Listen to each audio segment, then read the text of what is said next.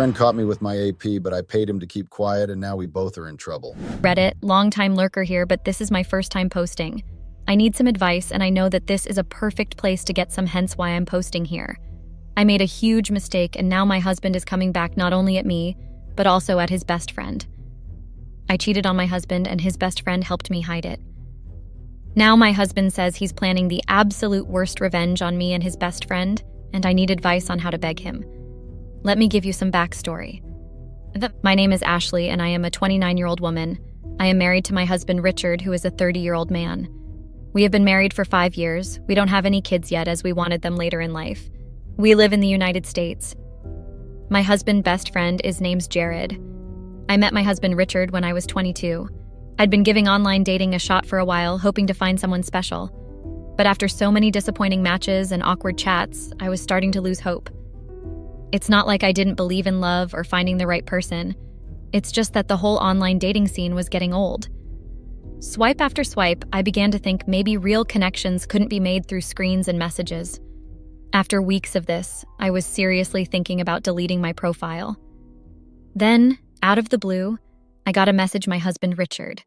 His message was simple and genuine, which caught my attention. So I decided to give it a shot and replied. We hit it off right away. Our chats were easy, and we found we had a lot in common. We talked about everything under the sun, and it felt like we'd known each other for ages. When we finally decided to meet in person, I was nervous but excited. As we sat in the cafe, chatting and laughing, I felt so special and free. It was like I could be myself around him, no pretense or awkwardness. By the end of the night, I knew there was something different about Richard. He made me feel comfortable and understood in a way I hadn't felt before. Before we knew it, Richard and I were officially a couple, and within a few months, we took the big leap and moved in together. It felt like a natural progression of our relationship, and living together only strengthened our bond. We spent 2 wonderful years together, navigating life's ups and downs as a team. We shared laughter, tears, and countless unforgettable moments. It was during this time that we both realized we wanted to spend the rest of our lives together. So, after much thought and heartfelt conversations, we decided to take the plunge and get married. It was a joyous occasion, surrounded by our loved ones. Richard worked in sales while I worked in human resources, and as a result, Richard was always on the move for his sales job, traveling far and wide to meet clients and close deals.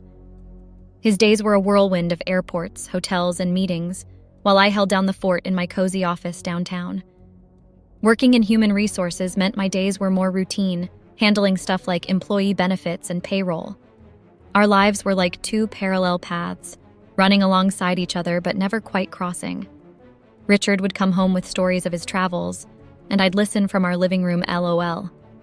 Sometimes the distance between us felt real, but we stayed connected through late-night calls and texts.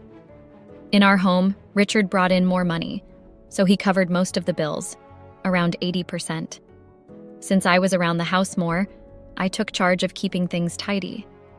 While Richard hustled at work, sealing deals and meeting clients, I kept the home fires burning. That meant cooking, cleaning, and making sure everything was in order. Our setup might sound old-fashioned, but it just made sense for us. We both knew our roles and appreciated what each of us brought to the table. As Richard's trips became more frequent, I started feeling really lonely.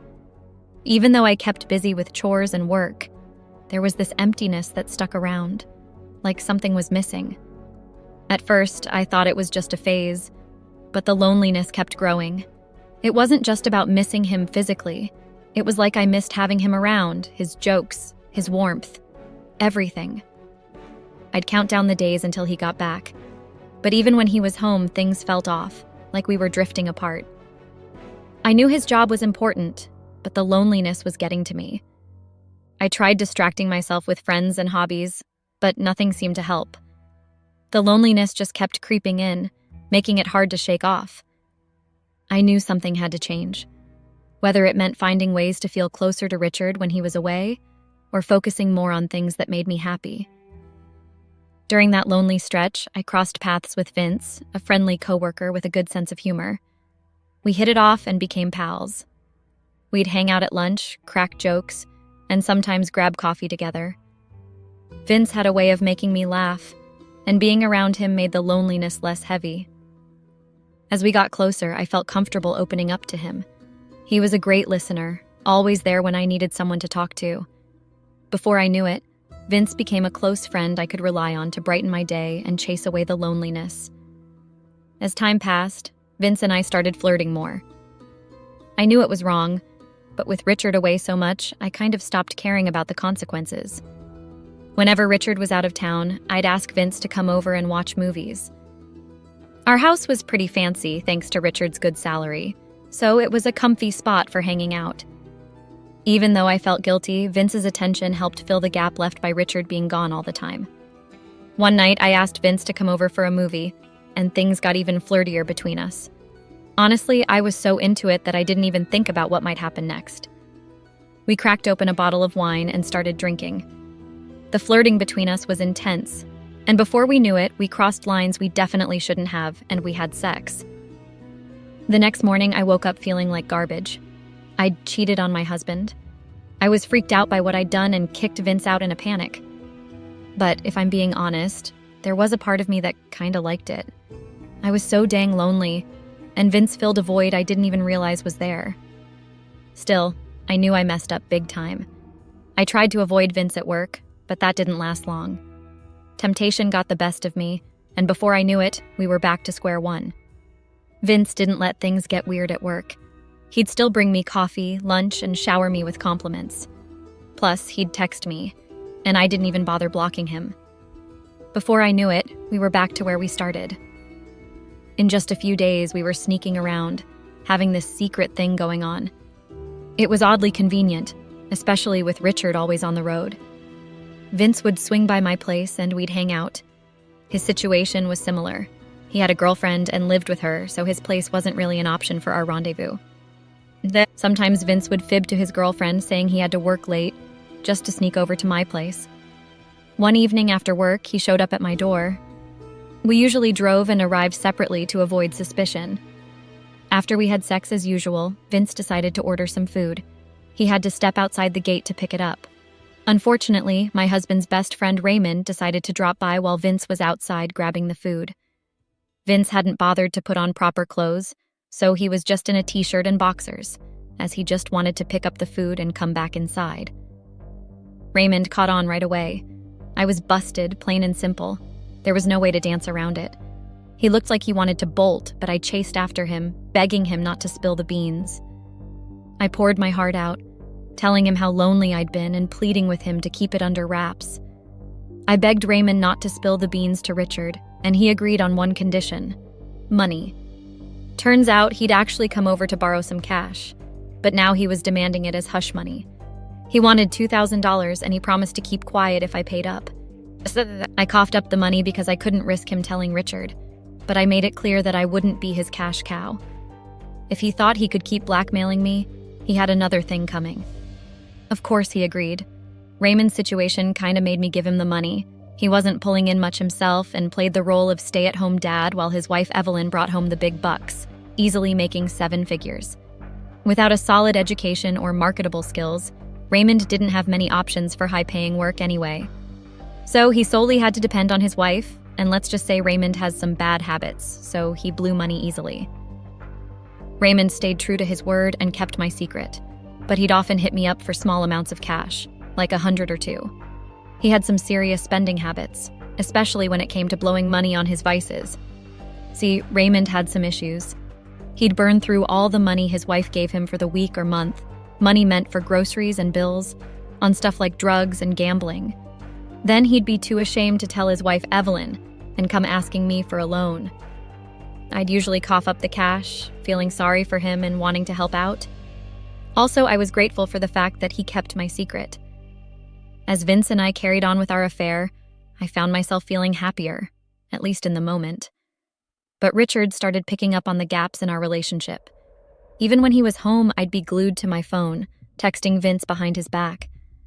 As Richard noticed our marriage hitting a rough patch, he went into overdrive to bring back the spark. He went all out with romantic gestures and surprise dates, trying to make up for lost time and bridge the gap between us. From spontaneous trips to fancy dinners, Richard tried everything to reconnect with me. He poured his heart into showing me love and affection, hoping it would fix what was broken. But despite his efforts, I couldn't shake off the guilt of my affair with Vince. No matter how much Richard tried, I just couldn't get back into the groove we once had. I was cut between guilt and excitement. I found myself in a tight spot. A few days ago, instead of going straight home, I decided to hang out with Vince for a change. We grabbed dinner, chilled for a bit, then headed back to my place. But when we got there, my heart sank, seeing my husband's car in the driveway. I panicked and signaled for Vince to split, pretending he wasn't following me. He took off as I pulled into the garage. My mind was racing. Walking into the house, I was shocked to find my husband there. I asked why he was home unexpectedly, preparing for the worst. But he brushed it off, saying he missed me and changed his plans last minute. I breathed a sigh of relief, but the close call left me shaken. As the night went on, I couldn't shake the feeling of dread, knowing how close I came to getting caught. It made me question everything and left me feeling even more stuck in this mess I'd made. At this point, I felt like a ton of bricks had hit me. I knew I had to dump Vince and focus on fixing things with my husband. Despite the thrill Vince gave me, I loved my husband too much to lose him. So, I decided to give it a few days, then call it quits with Vince and put my marriage first. But turns out my husband had checked my phone and found out my secret. That night, he acted cool, not letting on that he knew. The next day, he seemed fine, and we carried on like usual. He even said he wouldn't be traveling for a while, which made me genuinely happy and hopeful for us. As the day went on, I made plans to meet Vince for dinner after work, planning to end things with him once and for all. Work flew by, but I couldn't shake the thought of the upcoming chat with Vince. When I finally brought up going out for dinner, Vince was game, as long as I was picking up the tab. It was our usual deal, since Vince wasn't exactly rolling in dough. Despite the heaviness of what was to come, there was a weird sense of normalcy as we made plans to meet later. Deep down, I knew this dinner would mark the end of our secret fling and the start of fixing things with my husband. I braced myself for the tough talk ahead, knowing it was the first step to rebuilding what I'd messed up. We got to the restaurant and grabbed some grub. After chowing down, I knew I had to have the talk with Vince. I didn't beat around the bush. I straight up told him it was over between us. He seemed surprised and bummed out, but he took it like a champ, saying he got where I was coming from. Feeling relieved yet kind of sad, I hit the road back home. But when I pulled into the driveway, I spotted something weird on the porch. I hopped out of the car and checked it out, only to find my stuff piled up there. It was a total shock. My stomach dropped. I was totally shocked, like someone had sucker punched me out of nowhere. I hoped it was all a mistake, but as I went through my things, it was clear they were mine. I tried calling my husband, but he ignored me. Finally, a text popped up on my phone, and it was brutal. He didn't hold back, calling me every name in the book and accusing me of betraying him. He even dragged his best friend into it, saying he knew everything. In the text, he made it clear he wasn't going to let me off easy. He promised revenge that would haunt me, and to top it off, he reminded me that even the car I drove was a gift from him. Feeling completely shattered, I sat there in disbelief, trying to wrap my head around what had just happened. It was like my whole world had just exploded, and I had no idea how to even begin picking up the pieces. Tears poured down my face as I realized the mess I was in. I tried calling my husband again, but he kept ignoring me. With no other choice, I had to leave. But since the car was his, I had to Uber it. Feeling lost and alone, I had nowhere to crash. My family wasn't around, and I just broke things off with James. So the only option left was crashing at Raymond's and his wife's house. Thankfully, they were cool about it and let me in. We waited till the next day when his wife was out before I spilled the beans to Raymond. Turns out he already knew. My husband had hit him up too, threatening him and telling him he would ruin him. I was terrified, like really scared for what was coming next. Now I felt totally exposed and unsure of what to do. It is like everything is falling apart, and I have no clue how to deal with it. I'm seeking guidance on how to handle and reconcile with my husband. He has a reputation for being incredibly cold and ruthless, someone you wouldn't want to cross paths with. While he seldom makes threats, when he does, he follows through with unwavering determination. If he mentions seeking revenge against me in the most extreme manner possible, I know he means it. Despite my attempts to reach out by phone, he's ignoring my calls. What course of action do you suggest I take in this situation? Update. Hey everyone, I'm sure you remember me as the woman who reached out for advice because I was terrified of the repercussions of my actions. I cheated on my husband, and his best friend helped me cover it up. I never thought I'd be back here updating you all, but I've received a lot of messages asking for updates, so here I am. It's been almost a month since I last reached out, and I want to update you all on what's been going on. Turns out my husband wasn't kidding about seeking revenge. I didn't even stay at Raymond and his wife's place for a day before I discovered that he had drained our joint account. Most of the money in there was his since he earns a lot more than me, but he took my share too. It might not have been much, but it was everything we had saved up together. So I was left with nothing. When I found out my husband had drained our joint account, I was devastated. I cried my eyes out, and even Raymond and his wife noticed. She offered to help me out financially, but that never happened after my husband got to her. It seems my husband went on a rampage to expose me. He must have snooped through my phone and found Vince's number, then tracked down Vince's girlfriend on Facebook. He spread screenshots of my chats with Vince and Raymond to everyone. My family, his family, Vince, Vince's girlfriend, Raymond, and even Raymond's wife. It literally felt like my whole world was crashing down. First off, I learned from Vince that his girlfriend had dumped him and kicked him out. He had no choice but to move back in with his parents to avoid being homeless. Then, Raymond's wife blew up when she found out he'd helped cover up my cheating. She believed cheating was wrong, and the fact that he'd assisted me made her think he was cheating too. Plus, she was furious about his gambling and drug use, which she'd suspected but never confirmed. She kicked both Raymond and me out, making it clear she was filing for divorce. We had to pool our money to afford a hotel room together, splitting the bill to keep costs down. And just when I thought things couldn't get any worse, they did. My husband, knowing that Raymond kept drugs at home, decided to call the police on him. Raymond hadn't finished packing his things because he was still hoping his wife would take him back.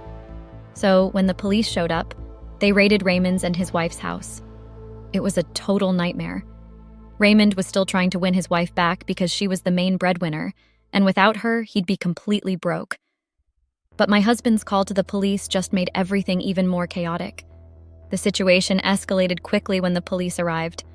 Raymond and his wife were both arrested since they were the ones living in the house where the drugs were found. And of course, the kids were far too young to be involved in anything like this, so the blame fell squarely on Raymond or his wife. They ran a drug test, and it showed that Raymond was using drugs while his wife wasn't. It was pretty clear who was responsible. Raymond got arrested.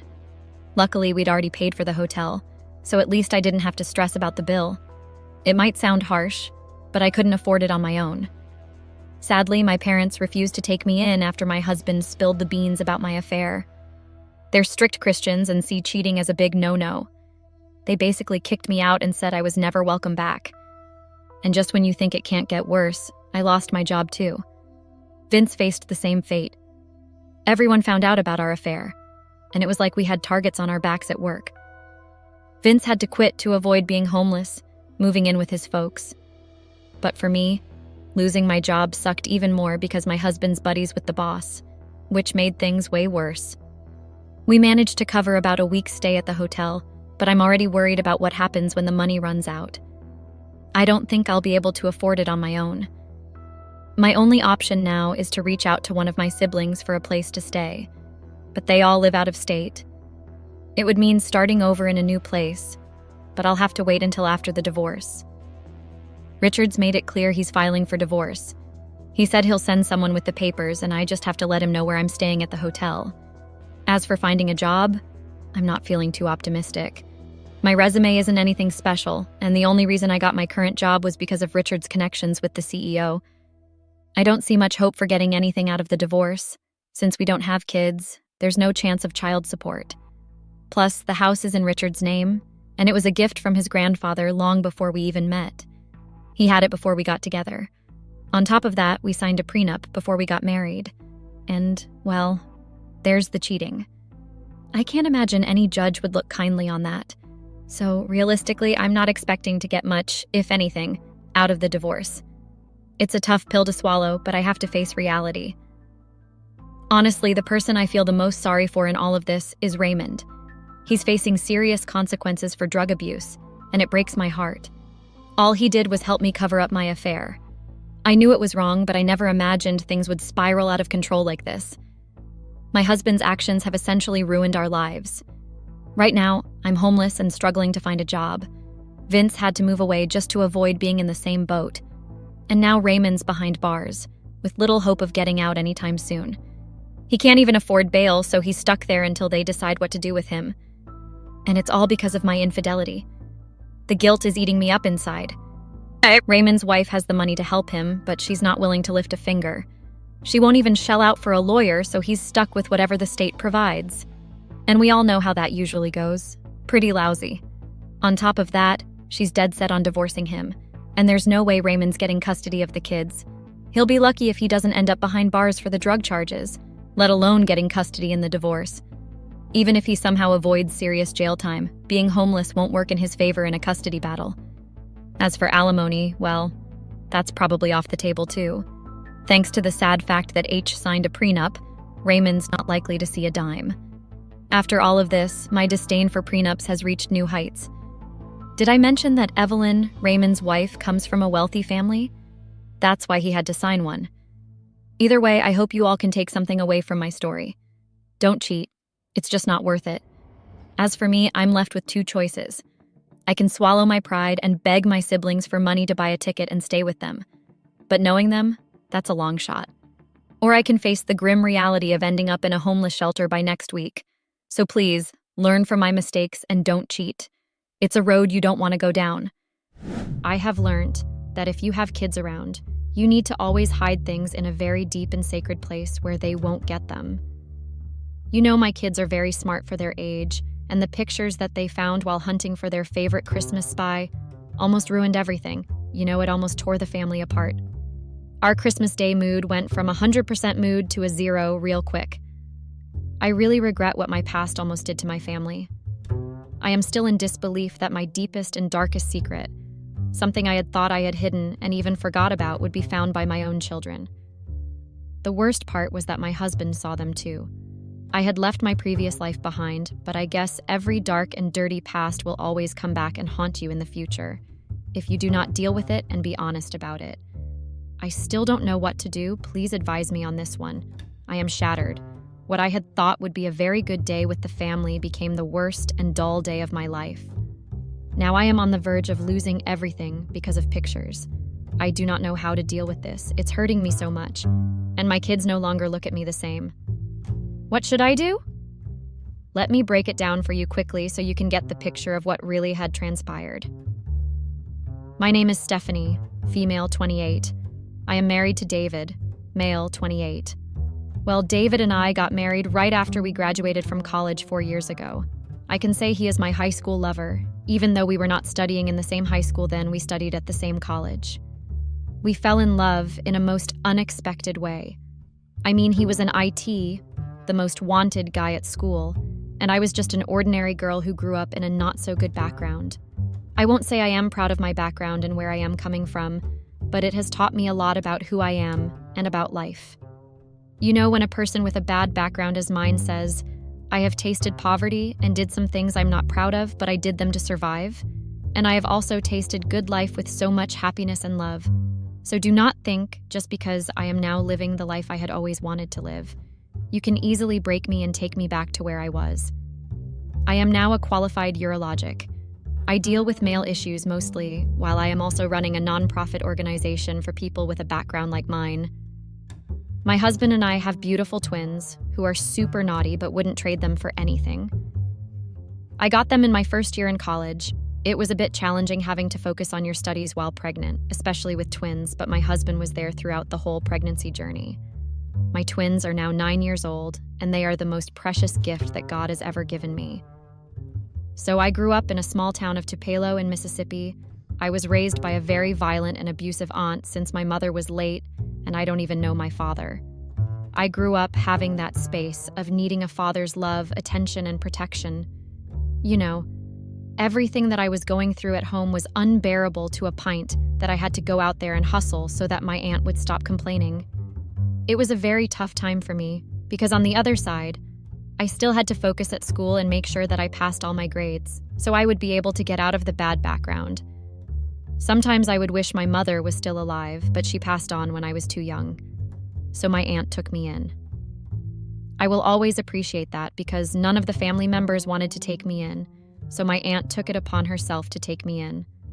A lot had happened when my mother passed on because the other family members had taken my mother's house. Meaning, if my aunt didn't take me in, I would have been a junkie maybe somewhere, sleeping under bridges. When I was in 6th grade, my aunt took me to the brothel that she once owned. I couldn't believe that she would take me to that disgusting place and actually tell me that if I still wanted to live in her house, I would have to meet her halfway and hustle. I first didn't understand what she was talking about. I mean, I was only 13 years. In my mind, I was asking myself, why would Auntie Jade introduce me to that filthy place? I mean, I would have tried other hustling options like selling sweets at school or something, but she wanted me to work at her brothel. I had no choice but to take her offer because she even threatened to kick me out of the house and deprive me food. She told me that as a woman, I had to hustle, so I would not sleep on an empty stomach. I missed my mother every day during my first time in the brothel. My aunt introduced me to some old men, saying that they were my clients. Mind you, that time, I didn't even know what the word client meant. So my aunt wanted me to do the dance for those old men and give them a show. Time passed. When I was 17, I had gotten used to the hustling and I had become a sex worker. I would get clients who needed sexual desires. There were also regulars that would only need my service. I was grateful at the fact that my aunt allowed me to go to school because that was not the life I had planned to have. So I made sure to work my butt off at school, so I would at least get a scholarship to go to college, so I would leave the hellhole. So one day, David was visiting his grandmother in the neighborhood.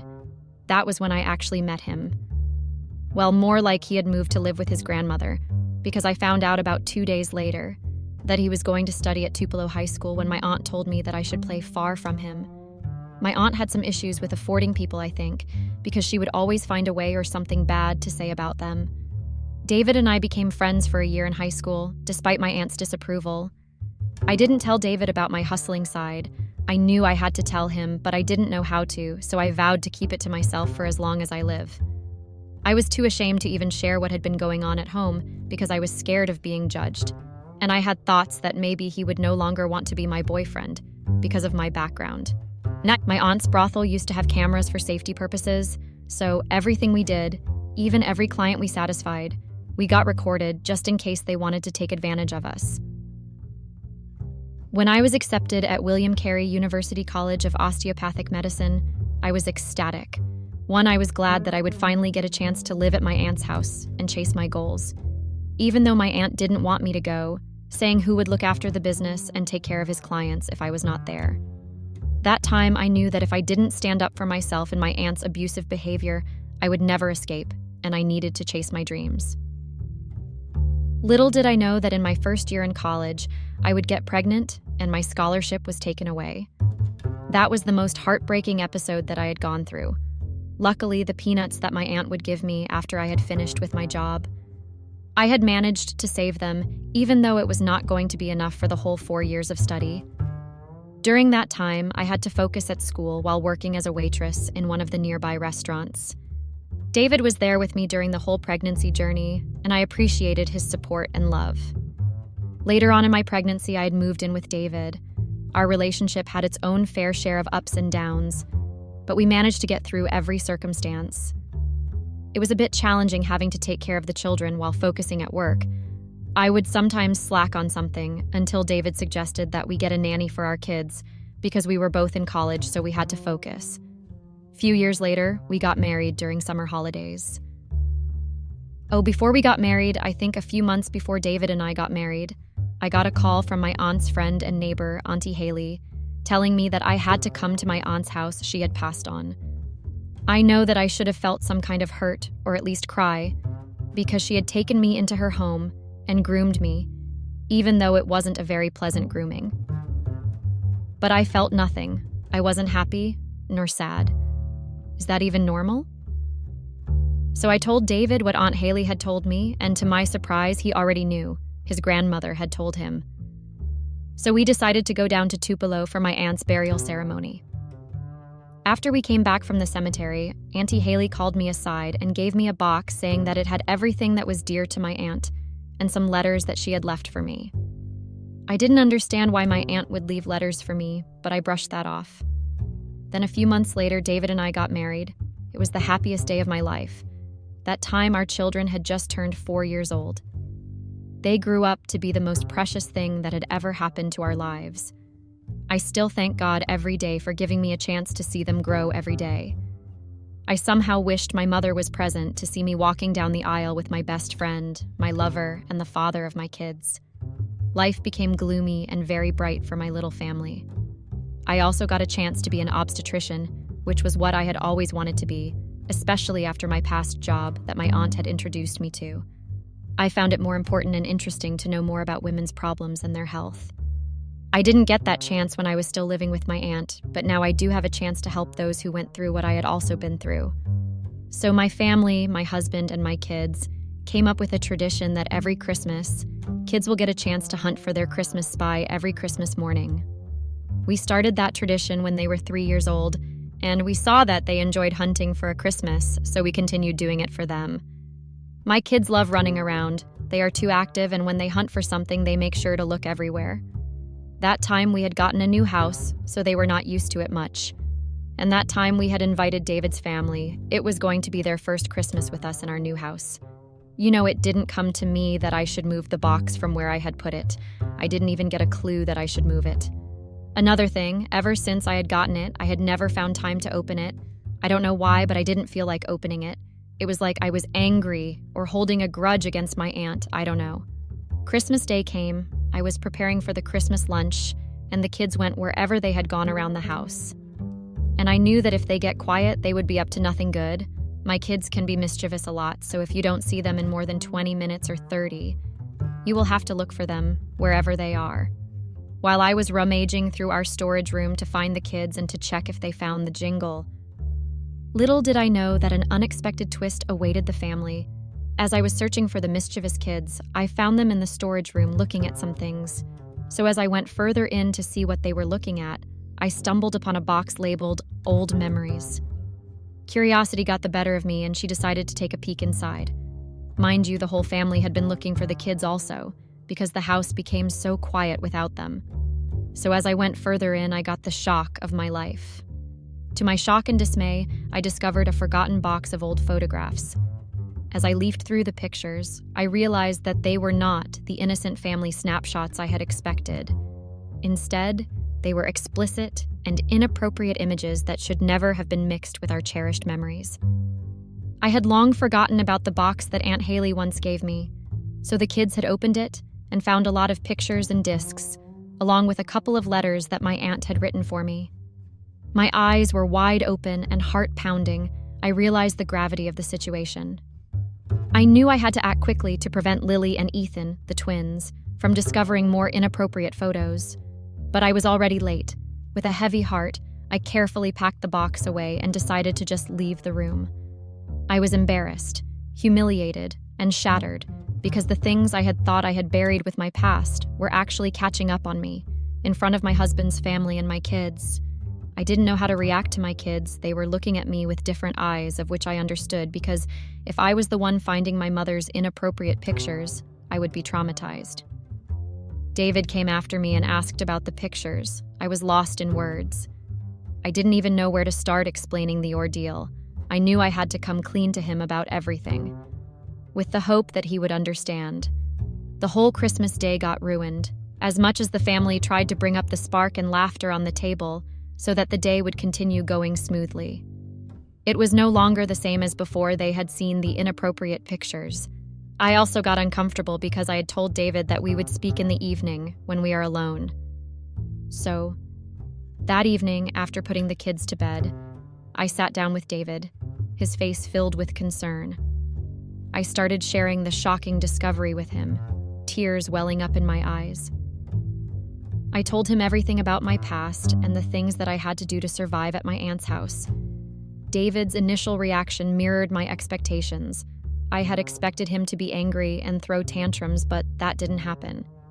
Instead, he got angry at the fact that I continued doing the job that my aunt wanted me to do even when we were in a relationship. He just left the room and went out. That day, he didn't even sleep in our bedroom. I was heartbroken and had so many questions in my mind, like why would my aunt tell Aunt Haley to give me that box knowing very well that I was in a relationship with David and we were engaged? I didn't believe how cruel my aunt could get and to think of how I would look at my kids after what they had discovered. The pictures of me with a grown man who looked old enough to be my father.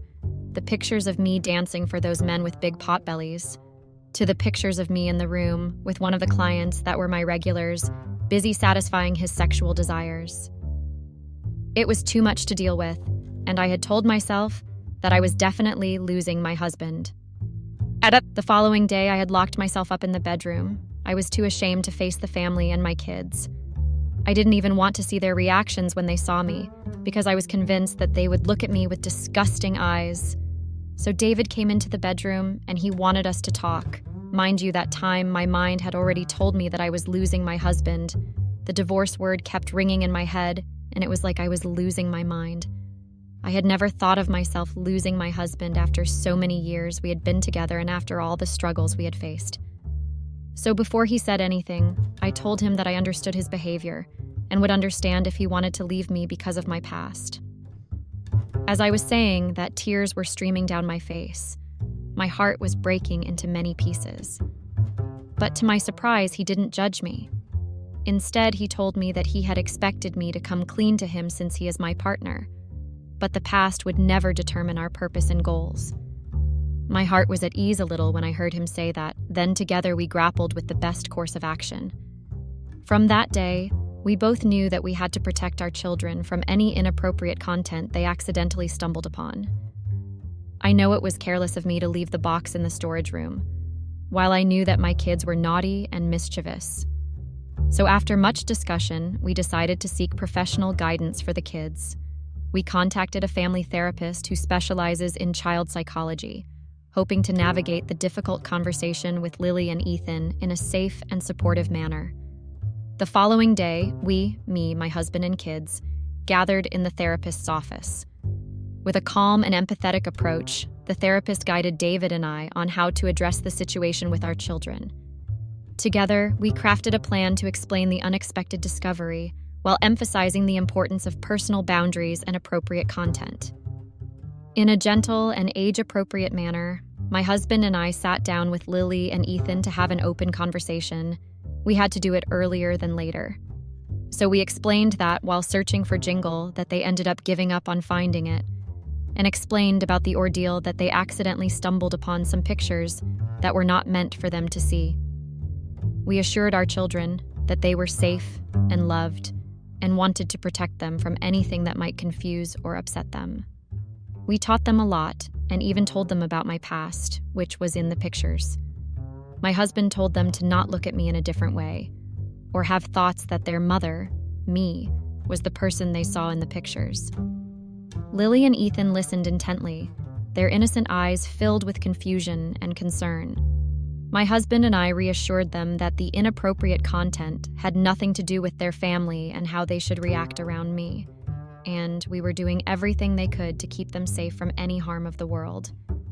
We continued to emphasize the importance of trust and encouraged our children to be open and honest about any confusing or uncomfortable situations they might encounter. I love my children so much, and it would kill me in my grave to hear or see that they were treated the way I was treated by my aunt. I appreciated my husband a lot. You know, sometimes it's hard not having a father figure in your life to guide you and protect you through all life challenges. I didn't have that chance to have a relationship with my father, to a point that I agreed and submitted to everything that my aunt would say, and somehow got used to it. But my children had a chance to have a father who loved them and would do anything for them in their lives. That made my heart be at peace. I was happy that I got to share all about my past with my family, and we plan to move on and continue to be a happy and loving family. Over time, our family grew even closer as we supported one another through the emotional aftermath. We had set a meeting with David's family and shared with them everything that happened in my past. The family was devastated by the news and couldn't believe that my aunt would do that. But I was glad that they didn't judge me, but our relationship grew closer and showed me lots of love and support. The whole decided to move forward with their lives and somehow forget about the inappropriate pictures. We would continue to support each other, cherish our time together, and never forget the importance of open communication and trust. We, my husband and I, attended therapy sessions together, discussing our feelings and fears openly, and learned valuable tools to cope with the unexpected challenges we would face in the future. As the years passed, the family healed, our bond fortified by our shared experience. My husband and I became advocates for open communication and created a safe space for our children to discuss any concerns they may have. Together, we transformed a difficult situation into an opportunity for growth and resilience. That was when I started a nonprofit organization for women who went through what I had also been through with my husband's help and support, of course. I mean, we grow through what we have been through, right? So why not help other women heal and grow from what they are going through? The unintended discovery became a pivotal moment in our lives, forever reminding us of the importance of trust, love, and the strength of our family. Through our united efforts, my husband, myself, Lily, and Ethan crafted a future filled with resilience, understanding, and the unwavering support that would guide us through life's unexpected twists and turns. We realized that the true spirit of Christmas was not found in material possessions or decorations, but in the love and support of our family and friends. And even though we had faced a terrible ordeal, we knew that we would come out stronger on the other side. Without any judgments, please share with me how I can heal from this, because as much as my family and I found help mentally, but I still see that my husband hadn't forgotten about it. But he is trying so hard to hide that. What should I do?